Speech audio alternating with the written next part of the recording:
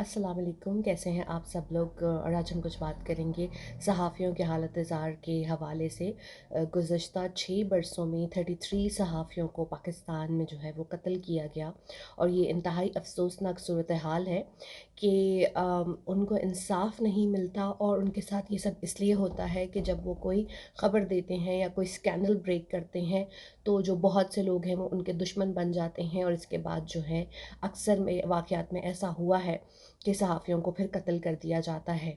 यही कुछ मामला अभी मेहराबपुर के सहाफ़ी जो कि सिंध से ताल्लुक़ रखते थे, अज़ीज़ मेमन के साथ हुआ कि उन्होंने ये ख़बर दी थी कि बिलावल के जो ट्रेन मार्च में किराए की ख़वातीन को लाया गया था और उनको पैसे दिए गए थे और कारकुन बना के पेश किया गया था। उसके बाद से वहाँ के जियाले और पुलिस के लोग उनके दुश्मन बन गए थे, उनको धमकियाँ मिल रही थीं, और इसके हवाले से उन्होंने वीडियो पैगाम में अपने लिए मदद का भी मुतालबा किया था। कल उन्हें जो है वो कत्ल कर दिया गया। इन्ना लिल्लाहि व इन्ना इलैहि राजिऊन। और उनकी लाश मिली, और ये इंतहाई अफसोसनाक सूरत हाल है पाकिस्तान में कि सहाफ़ियों की जो जान और माल है वो ख़तरे में है, और माशी तौर पे भी जो है उन्हें तबाह कर दिया गया है कि उनकी तनख्वाहें नहीं आती। और दो अभी जो है सहाफ़ी कुछ अरसे में, मतलब 1 महीने के अंदर अंदर हार्ट अटैक से जो है वो वफ़ात पा गए हैं कि उनके 9-9 10-10 महीने के ड्यूज़ क्लियर नहीं थे।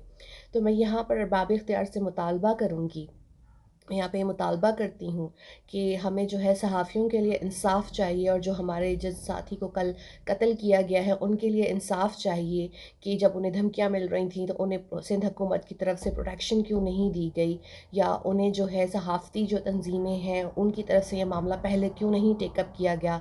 जब कोई इंसान अपनी जान से चला जाता है तो सबको उसके हवाले से बात करना याद आ जाता है, लेकिन मैं ये कहूँगी कि अदलिया को इस हवाले से नोटिस लेना चाहिए, और हमें अपने सहाफ़ी भाई के लिए जो है वो इंसाफ़ चाहिए।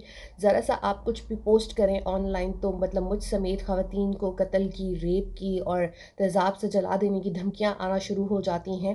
और मर्दों के साथ भी यही होता है कि उनको कत्ल की धमकियाँ आती हैं, उनकी कैरेक्टर असैसिनेशन शुरू हो जाती है, और एक मुनज़्ज़म जो है कैंपेन शुरू हो जाती है।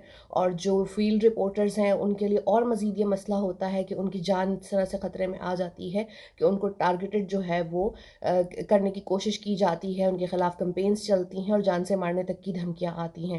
ये बहुत अफ़सोसनाक सूरत हाल है। सहाफ़ी अपने फ़राइज़ अंजाम दे रहे होते हैं, सच को सामने ला रहे होते हैं, लेकिन सच शायद पाकिस्तान में बहुत से लोगों को और बहुत से ताकतवर लोगों को बर्दाश्त नहीं है। तो मैं यहाँ ये कहूँगी कि हमें अपने भाई के लिए इंसाफ़ चाहिए, और इसकी शफ़ाफ़ तहकीकात होनी चाहिए कि कौन लोग जो हैं उनके कत्ल में जो हैं वो मुलव्वस हैं, और जल्द से जल्द उनको कैफ़रे किरदार पे पहुँचाना चाहिए।